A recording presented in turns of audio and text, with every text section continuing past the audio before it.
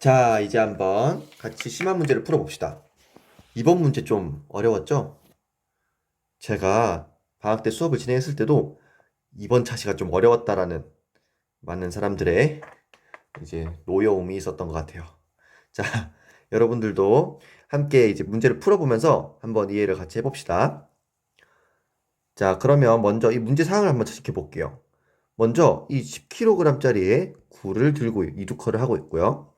그리고 이 얘만 질량이 있는 게 아니라 손과 아래팔의 질량의 합을 줬어요.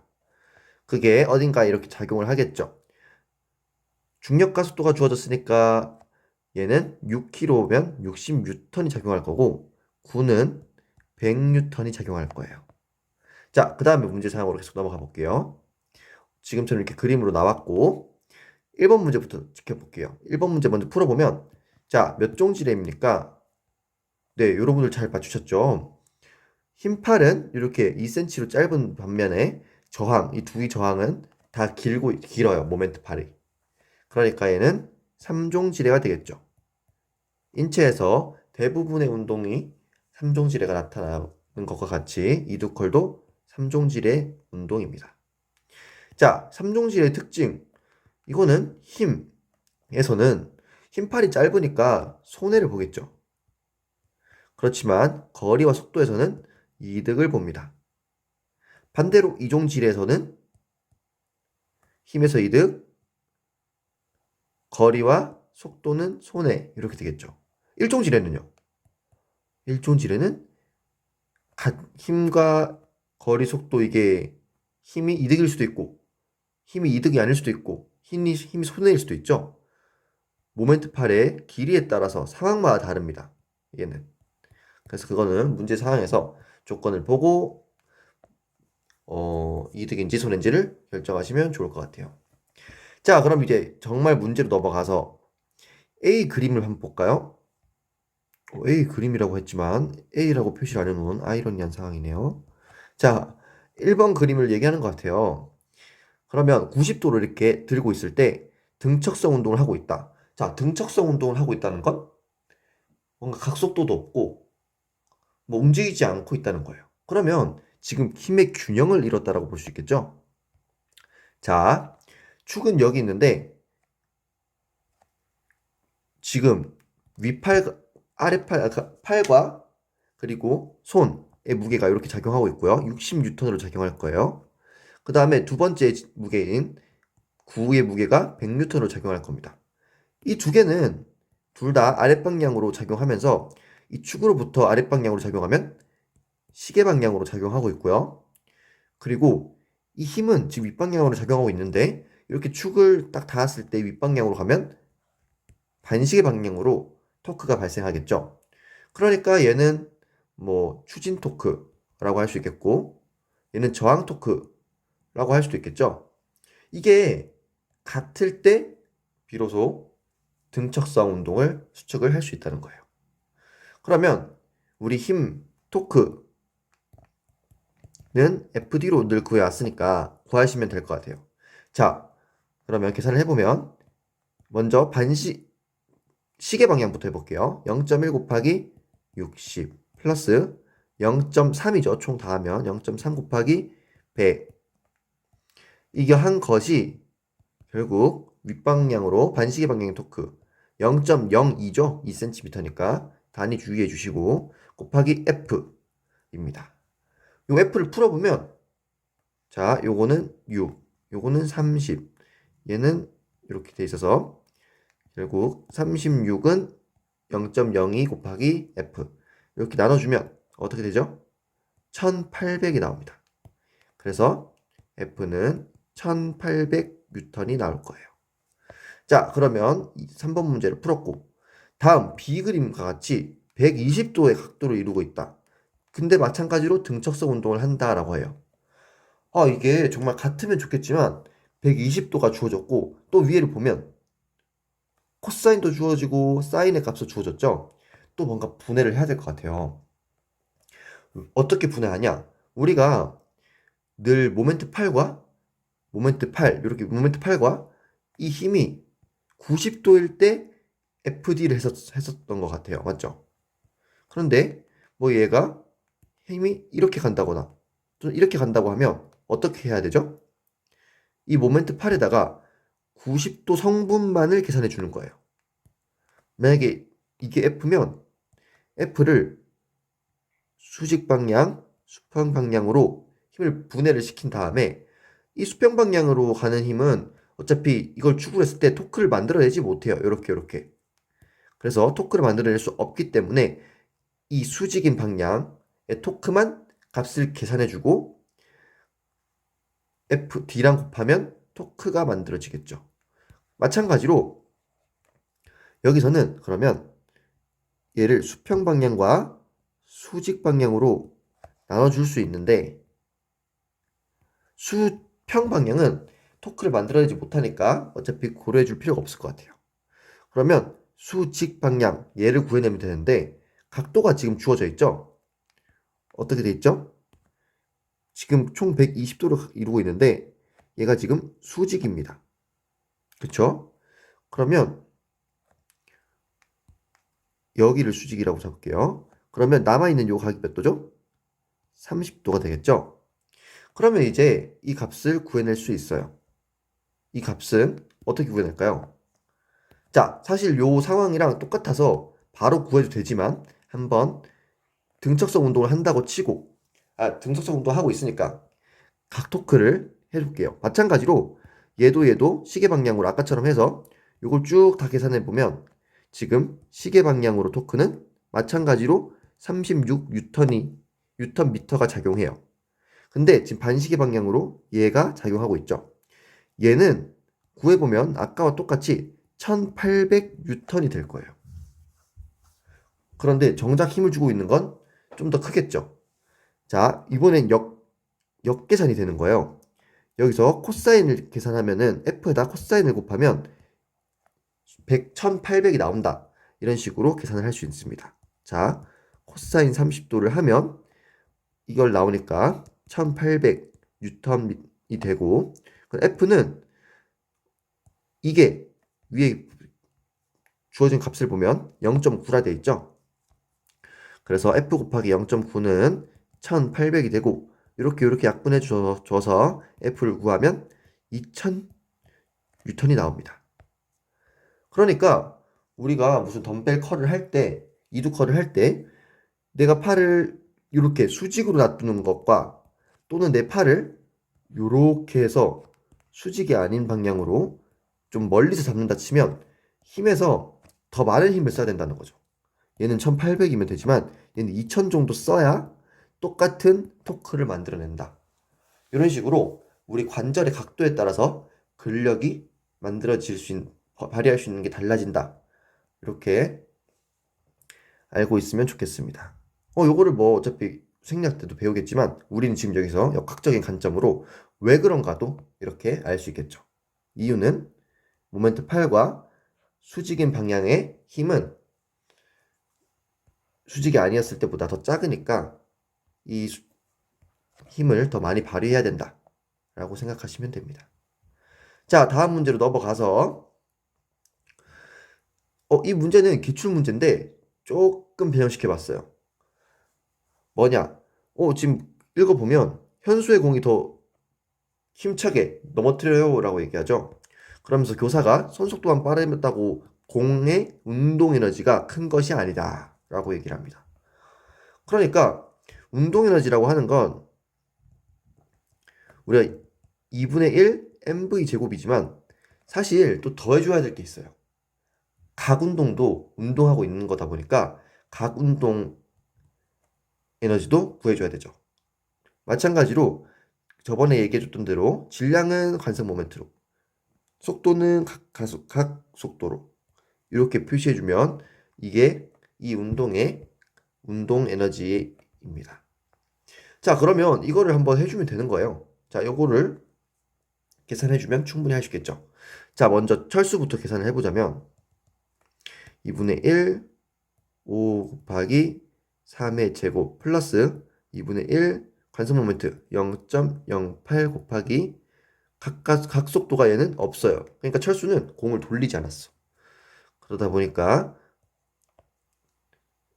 현수보다 운동 에너지가 적게 나오겠다. 약간 짐작할 수 있겠죠? 자, 이렇게 하고 2분의 1, 0.1 곱하기 각 속도가 15의 제곱. 자, 이걸 각각 계산해주면 몇이 나오냐? 얘가 22.5줄이 나오고요. 운동 에너지의 단위 줄. 그 다음에 얘는 23.25줄이 되는 거예요. 자, 지금 철수의 선속도가 현수보다 더 큼에도 불구하고 각속도가 차이가 나기 때문에 전체의 운동 에너지가 현수가 더 크게 되는 거죠. 그래서 더 힘차게 넘어뜨린다고 이야기하고 있습니다. 자, 다음 문제로 넘어가서 준용이랑 형규가 나오네요. 자, 각자 돌리고 있습니다. 그리고 질량을 줬고 둘 다 3라디안 퍼 세크로 돌리고 있다고 하네요. 그리고 반지름도 줬어요. 자, 반지름 주고 각 속도를 줬을 때 선속도를 구해낼 수 있죠. 이렇게 구하면 되고 준용이는 이게 1.29 얘가 3이니까 3.6m per sec가 되고 형규는 이게 1이 되고 마찬가지로 3이니까 3m per sec가 됩니다. 자, 그리고 원심력이 작용할 거예요. 원심력은 구심력에 의해서 만들어지게 되는 가상의 힘이에요. 얘는 작용 반작용과 또 달라요. 이 친구는 얘가 계속 가려고 하는 이런 관성력 때문에 생기는 힘이기 때문에 작용 반작용이라고 이야기하진 않습니다. 그렇지만 신기하게도 내가 당겨내는 이 구심력과 반대 방향의 힘으로 작용하고 심지어 크기도 똑같기 때문에 원심력의 크기를 구해낼 수 있는 거죠. 원심력의 크기를 물어봤지만 사실 구심력의 크기의 차를 물어본 것과 같다고 할 수 있습니다. 그러면 어떤 공식을 쓰실래요? 먼저 m에다가 구심 가속도를 곱해줄 건데 r분의 v 제곱을 해도 되고 r 오메가 제곱을 해도 되겠네요. 저 이걸 한번 해볼까요? 몇 킬로인지는 4kg. 자, 먼저 준용이부터 구해보면 4 곱하기 1.2 곱하기 3의 제곱 9를 하면 4.8 곱하기 9 6인데 7 올라갔으니까 43이 되죠. 그래서 준용이는 43.2 뉴턴이 되고요. 그 다음 형규를 구해볼까요? 형규는 6 곱하기 1 곱하기 3의 제곱 9 하면 54가 되니까 두 개를 빼주면 됩니다. 그러면 10.8 뉴턴이 되고 크기는 누가 더 크죠? 형규가 더 크네요. 이렇게 계산해주면 됩니다. 자, 그 다음에 회전 반경과 구심 가속도의 관계를 물어봅니다. 그런데 여기서 조건이 들어가죠. 각속도는 일정하다. 자, 그러면 이걸 쓰시겠어요? 이걸 쓰시겠어요? 지금 구심 가속도 물어봤으니까 이 질량만 지워주면 됩니다. 자, 각속도가 일정하다고 주어졌기 때문에 이거를 쓰기보다는 각속도가 일정하다. 요거를 써야겠죠. 각속도가 일정할 때 구심 가속도는 R과 비례 관계가 있죠. 얘가 커지면 똑같이 정배로 커질 겁니다. 자, 그 다음에 넘어가서 자, 하은이가 소프트볼 경기에서 언더핸드 툭을 하고 있대요. 원래 소프트볼을 신기하게 이렇게 막 던지죠. 그거를 나타내고 있는 거고 그래도 앞 A 지점에서 B 지점으로 갈 때 이렇게 1초에 0.4 파이 미터 퍼 세크 그러니까 우리가 아는 숫자로 좀 표현해보면 3.14 정도 곱해주면 약 1.2m per sec로 앞으로 가고 있다는 것 같죠? 이렇게 가고 있고 그리고 일정한 각 힘, 토크를 줬대요. 그 다음에 0.5초 만에 한 바퀴를 돌아서 투구를 했대요.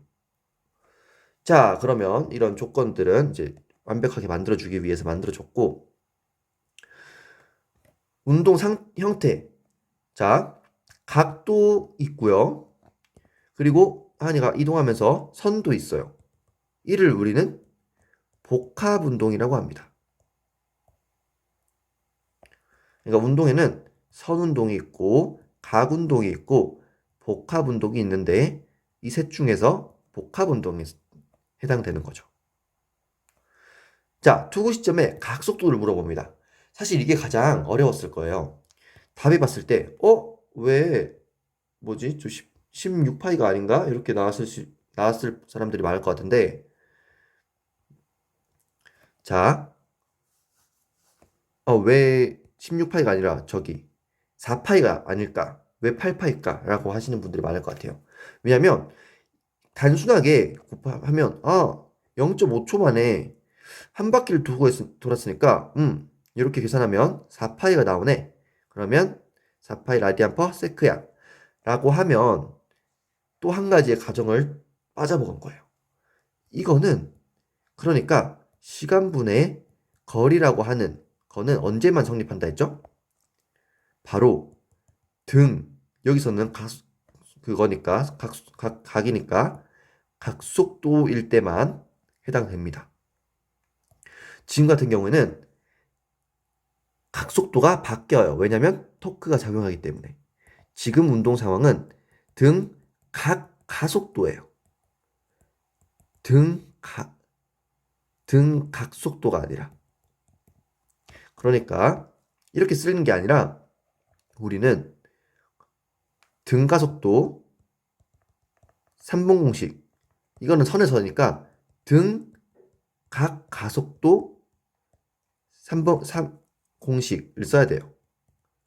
어떻게 되죠? 1번 공식은 오메가는 오메가 제로의 알파 t, 2번은 세타는 오메가 제로 t 플러스 2분의 1 알파 t의 제곱, 이런 거 3번 공식도 있지만 이번에 쓰지 않을 거라서 쓰진 않을게요. 자, 그러면 시간을 알고 시간은 0.5초예요. 그리고 세타는 한 바퀴를 돌았다 했으니까 그동안 2파이가 될 거예요. 그러면 우리가 그때의 얘를 구해낸다면, 그러니까 투구 시점에서의 각속도를 구해내면 되니까 이 오메가라는 걸 구해내면 되겠죠. 자, 먼저 1번 공식에 한번 넣어볼까요? 그러면 오메가 구하는 거 구하고 싶어 해서 넣으면 처음에 각속도는 0이니까 0 플러스 알파 t가 되는데 여기서 t는 0.5가 될 거예요. 근데 여기서는 두 개를 모르니까 아직 구해낼 수는 없겠네요. 자, 그러면 2파이를 쓸 수 있는 2번 공식으로 가볼게요. 그러면 2파이는 마찬가지로 얘가 0 플러스 2분의 1 알파 t의 제곱, t의 제곱은 0.5의 제곱이죠. 이거를 계산해 주면 알파는 16파이가 남고 단위는 라디안 퍼 세크 제곱이 되겠죠. 그러면 다시 여기에다 넣으면 오메가를 구해낼 수 있으니까 오메가는 16파이 곱하기 0.5가 돼서 8파이가 되는 겁니다. 그러니까 두구 시점에서는 8파이 라디안 퍼 세크가 되는 거예요.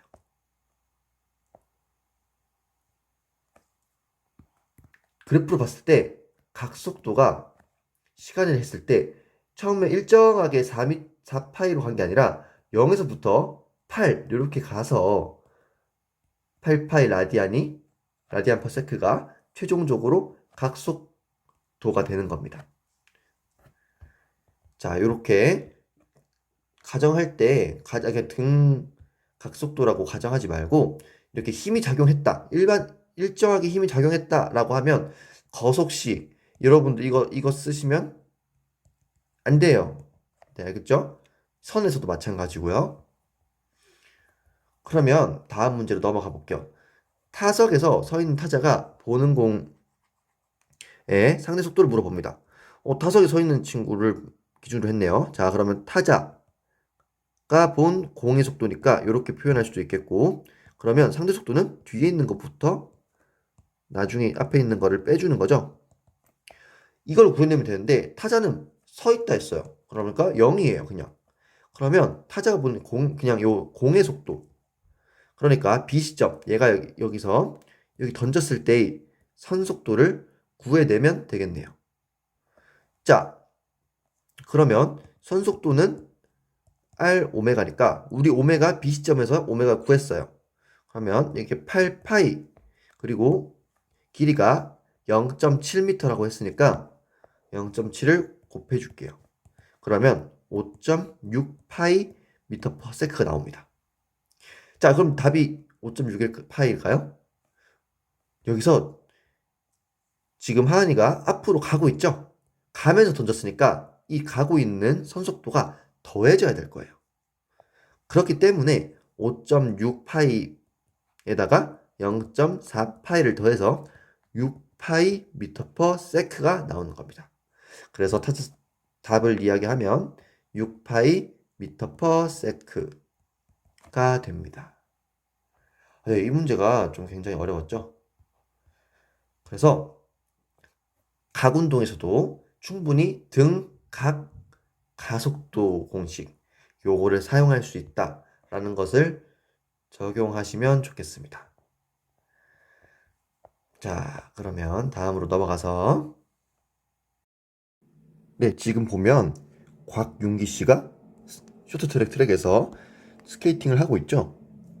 자, 여기서 주어진 조건을 한번 볼게요. 중력 가속도 네, 무난하게 주어졌고 경기장에 반지름을 줍니다. 나중에 활용할 수 있도록 해야겠죠. 자, 이제 이렇게 기울이면 구심력이 작용한다고 해요. 그러면 한번 그림으로 그려볼게요. 내가 지면이 있는데 기울여가지고 땅을 기울이게 이렇게 밀어요.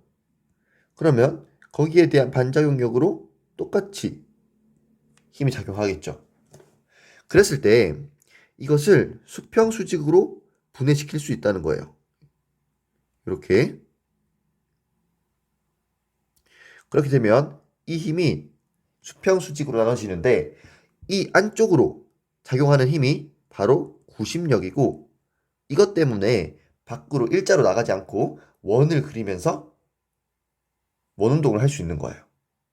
자, 그러면 이런 운동에서 이게 가장 중요하거든요.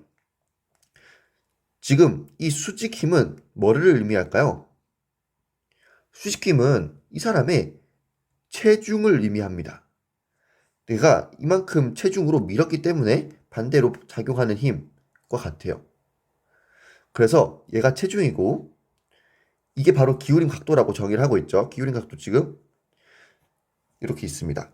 여기서 탄젠트라는 것을 활용해서 이거는 탄젠트 뭐라고 읽어야 될까요? 세타라고 읽을까요? 그냥 탄젠트 세타를 중력 가속도 분해 뭐로 사용한답니다.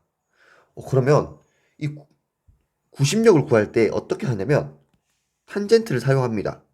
왜냐면 이 mg분의 구심력을 하면 그게 탄젠트죠. 그래서 탄젠트 세타는 mg분의 구심력이고 이 구심력은 어떻게 되죠? 지금 여기 구심 가속도라고 나와 있으니까 얘만 필요한 것 같아요. 구심력이라는 것도 ma니까 m 구심 가속도가 되죠. 그래서 m을 약분해주면 g분의 a가 됩니다. 그래서 기억이 들어갈 말은 구심 가속도가 됩니다. 그 다음에 이제 기울임 각도가 몇인지를 줬어요. 이 값이 바로 0.36이래요. 중력 가속도는 아까 10이라 그랬죠? 그러면 구심 가속도는 3.6이 됩니다. 그러면 이때 선속도를 물어봅니다. 구심 가속도라는데 선속도를 구할 수 있대요. 근데 우리 구심 가속도의 공식을 알고 있죠? 한 가지는 R분의 V 제곱이고 또 다른 한 가지는 R 오메가 제곱입니다. 두 개 아무거나 할 수 있지만 지금 주어진 게 구해야 되는 게 이 선속도잖아요. 그러면 이거를 구하시면 됩니다. 지금 R의 값은 알고 있을까요? 네, 아까 전에 경기장의 반지름이 40이라 했어요. 40m. 그러니까 원형 경기장에서 또는 원형이 아니어도 상관없기도 하고 여기서 40m 지점에서 내가 이렇게 가고 있어요. 그러면 이때의 R이 40이라는 것과 같죠. 그래서 40분의 V의 제곱, 선속도의 제곱은 3.6이 되고 이거를 반대쪽으로 넘겨주면 36 곱하기 4가 돼서 4하고 144가 되죠. 144는 V의 제곱, V는 12m/s가 됩니다. 그래서 12m/s, m/s 단위 있으니까 12 이렇게 풀면 됩니다. 자, 다음으로 넘어가서 지금 무릎 펴는 것을 하고 있대요. 이때 토크를 물어봅니다. 여기 정지했을 때부터 이렇게 발을 들었을 때 요 사이에 작용되는 토크. 먼저 주어진 거를 한번 볼까요? 발끝 여기 슬관절에서부터 발끝까지 거리. 그러니까 축에서부터 이 지점까지의 길이를 줬어요. 그리고 비슷하게 자이레이션 반경이라는 걸 줬네요. 길이가 두 개나 있어 일단. 그 다음에 선속도를 줬고 시간을 줬고 질량을 줬어요. 자, 먼저 시간이 나왔고 우리 힘을 구해야 되니까 우리 각 충격 양을 한번 봅시다. 토크 T는 어떻게 되죠? 관성 모멘트에다가 각 속도의 변화량 이렇게 되죠. 그래서 이 토크를 구해내면 된다 이러고 건데 시간은 주어졌으니까 이렇게 써볼 수 있겠네요. 그리고 관성 모멘트를 구해야 되죠. 관성 모멘트는 mr 제곱인데 나중에도 배우겠지만 이게 질량이고 이 r이 뭐냐면 축으로부터 이 발까지의 거리가 아니라 자이레이션 반경이라는 걸 써야 돼요. 이 r은 자이레이션 반경을 의미합니다. 자이레이션이라는 말 대신에 한글로는 회전 반경이라고도 해요. 그래서 이 r에 들어갈 것은 바로 0.4라는 거죠. 그래서 질량 10 곱하기 또 자이레이션 반경의 제곱 0.4의 제곱 한 다음에 이제 나중 각 속도를 구해야 됩니다. 나중 각 속도가 지금 주어지지 않았어요. 대신에 A 지점에서의 선속도를 줬죠. 그리고 A 축에서부터 발끝이 A니까 A 시점에서 발이니까 V는 R 오메가에서 선속도가 2고 발끝까지 길이가 0.5 그리고 오메가 그래서 오메가를 4라디안 퍼 세크로 구해낼 수 있죠. 그러면 이제 나중은 몰라요. 지금 얘 방금 A 시점 구한 건 뭐죠? A 시점이 나중이네요. 여기. 그렇죠? 헷갈리게 해서 죄송해요. 자, 어쨌든 여기서부터 축까지 거리는 바뀌지 않아요. 원운동을 하면 이렇게 되니까 여기서도 0.5일 테고 이때의 선속도가 2m/s였으니까 결국 각속도가 4라디안/s가 됐다. 그래서 나중 각속도는 4라디안/s고 처음에는 정지 상태라 했죠. 그래서 0이 됩니다. 이거를 풀어내면 드디어 토크를 구해낼 수 있겠네요. 자, 그러면 한번 구해봅시다. 먼저 이렇게 해서 얘랑 해주면 한 개는 4 곱하기 0.4 곱하기 4는 0.5에다가 토크입니다. 이렇게 해주고 넘겨주면 다시 이거 거의 2를 곱해줄게요. 자, 토크는 2 곱해주면 16 곱하기 0.8이 되고 이는 8하고 네, 12.8이 됩니다. 그래서 이때 평균적으로 작용하는 토크의 힘은 12.8 한 다음에 단위는 뉴턴 미터가 되죠. 토크의 단위 뉴턴 미터. 자, 다음으로 넘어가서 지금 처음에 정지했던 야구 배트를 휘둘렀대요. 0.4초 동안 휘둘렀고 그때 토크를 구하라고 합니다. 오, 여기서도 당연히 각속도라는 게 0에서 어느 정도 생겼을 거예요. 거기 작용하는 힘이 바로 토크라는 거죠. 자, 그랬을 때 문제사항을 한번 봅시다. 손잡이 축으로부터 A 지점까지의 거리. 자, 여기가 0.8이래요. 그리고 공에 접촉할 때 A의 선속도를 줬어요. 아, 마찬가지로 V는 R 오메가를 쓸 수 있겠네요. 자, 이때가 16m/s였고 0.8이면 이때의 각속도를 구할 수 있다는 거예요.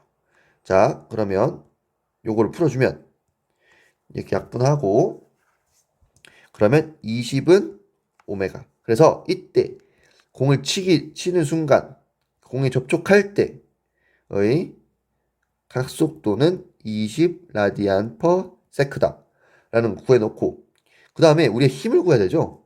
또 시간을 줬어요. 0.4초. 그러면 각충격량으로 접근해 볼게요. 여기서 토크를 내가 구해야 돼. 곱하기 0.4초가 되겠고 관성 모멘트인데 관성 모멘트는 이번엔 손으로 축으로 한 관성 모멘트를 이미 다 줬어요. 그렇기 때문에 1 곱하기 그 다음에 나중 각속도는 20이라 했잖아요. 정지했었으니까 처음은 0. 이거를 풀어주면 이렇게 해서 50이 됩니다. 그래서 토크는 50Nm/m가 됩니다. 네, 됐나요? 자, 다음으로 넘어가서 마지막 문제입니다. 형규가 이렇게 시소의 축에서 2m 떨어진 채로 앉아 있어요. 그럼 작용하는 힘은 뭐죠? 중력 가속도도 주어졌으니까 총 이렇게 그리고 수직으로 정확하게 그려볼게요. 이게 600N이라는 거예요. 그랬을 때 형규가 만들어내는 토크 값을 한번 구해볼까요? 자, 지금 이 모멘트 팔과 힘이 수직이 아니라 각이 있어요. 얘가 30도니까 60도라는 각이 있겠죠? 그러면 이거 단순히 곱해져서 1200Nm라고 하면 안 될 것 같아요. 그러면 각을 맞춰줘야 된다. 그죠? 수직으로 맞춰줘야 돼요. 자, 여기서 이 모멘트 팔의 수직이려면 어떻게 해야 될까요?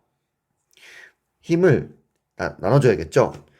이 체중이라는 걸 얘와 수직이게 이렇게 나눠주고 나머지 힘 분해는 수평으로 이렇게 나눠주면 되겠다. 그쵸?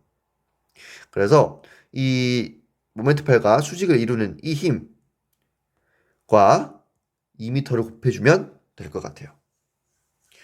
자, 이게 좀 이해가 안 되면 이걸 조금 그림을 돌려볼게요. 얘를 내려왔다고 생각하고 체중이 조금 돌리면 자, 이거 한번 좀 돌려볼게요. 여러분들과 함께 수평인 게 더 좋으니까 얘가 지금 2m래요. 그랬을 때 힘이 지금 그 체중이 요렇게 작용하는 것과 좀 비슷하죠. 그리고 그 사이의 각도가 방금 60도라 했으니까 여기 60도. 이게 600N이었고 우리가 토크를 구하기 위해서는 여기에 수직인 힘 요거과 이렇게 나눠줬을 때 얘랑 곱해야 된다는 거예요. 아까랑 사실 그림은 똑같은데 보기 좋게 돌려놓은 겁니다. 그러면 얘가 60도면 얘는 30도죠. 그러면 코사인 30도를 활용하면 600 곱하기 코사인 30도는 이 힘이 될 거예요. 그러면 얘를 해주면 600 곱하기 0.9가 되고 그러면 540이 됩니다. 그러면 이제 540의 힘을 구해냈어요. 이제 모멘트 8과 두 개를 곱해주면 토크를 구해낼 수 있겠죠. 540 곱하기 2를 해서 1080Nm가 형규가 바로 만들어낸 토크가 될 겁니다. 여기서 사인을 쓴다고 해도 상관없어요. 어떻게 하냐? 자, 여기서 60도를 기준으로 했을 때 어떻게 돼요? 이게 사인이죠? 그래서 마찬가지로 600 곱하기 사인 60도라고 해도 사실 사인 60도는 또 0.9 여기 지금 문제 수정 안에서 안 보이는데 요거고 사인 60도도 0.9라고 되어 있죠. 그래서 사인을 써도 똑같은 값이 나올 겁니다. 자, 그러면 다음 이 x 거리를 구해야 되는데 지금 문제사항을 보면 30도 기울체로 균형을 잃었다 하죠. 이 기울이고 나서 이게 균형을 잃었다고 하면 형규가 만들어내는 토크, 그러니까 지금 여기서는 시계 방향의 토크와 얘가 만들어내는 반시계 방향의 토크가 똑같다는 거예요. 그때 이 거리를 물어봅니다. 자, 그러면 이미 형규의 토크는 구했어요. 1080 뉴턴미터. 그럼 얘가 만들어내는 토크도 1080 뉴턴미터가 되면 되겠죠. 자, 그럼 얘도 마찬가지로 구해줄게요. 얘도 기울여져 있으니까 이 모멘트 8의 수직인 방향으로 바꿔줘야 될 것 같아요. 자, 먼저 얘는 요렇게 체중 80kg의 무게가 있죠? 그러면 얘를 또 나눠줄 거예요. 얘의 수직인 방향으로 한 개. 그 다음에 얘와 평행하게, 모멘트 8과 평행하게 한 개를 구해줄게요. 그랬을 때 이 각도는 어떻게 하냐? 지금 얘가 이 모멘트 8과 30도를 이루고 있죠? 그래서 마찬가지로 여기도 이렇게 가상의 선을 그었을 때 30도라는 걸 알 수 있어요.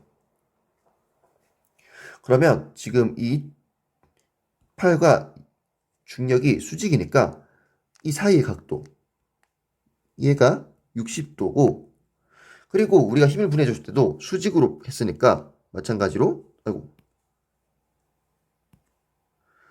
얘는 30도가 되죠. 그러면 이 작은 삼각형에서 직각삼각형에서 800N을 코사인 30도로 곱해주면 이 토크가 구해질 것 같아요. 그러면 800 곱하기 코사인 30도는 아까 0.9였고 는 720N이 됩니다. 그러면 이제 또 x랑 곱해주면 토크가 나오겠죠. 그래서 이 물체가 만들어내는 토크는 720 곱하기 x가 되고 얘가 균형을 이루어야 되니까 1080이 됩니다. 그러면 x는 720분의 1080이 되고 이거는 2분의 3이라서 1.5가 됩니다. 그래서 물체와 이 축에까지 떨어진 거리는 1.5m가 됩니다. 자, 이렇게 해서 모든 또 심한 문제를 풀어보았습니다. 그러면 다음 시간에는 아까도 이미 예정해 드렸지만 관성 모멘트, TV에서 관성 모멘트를 뭐 줬지만 아까 회전 반경 간단하게 얘기 드렸죠? 회전 반경 그거와 관련해서 이게 단순히 질량 중심까지의 거리인가?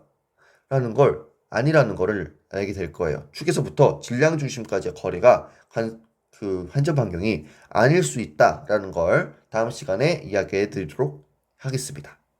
그럼 지금까지 문제 푸느라고 너무 고생 많았습니다. 그럼 다음 시간에 뵐게요.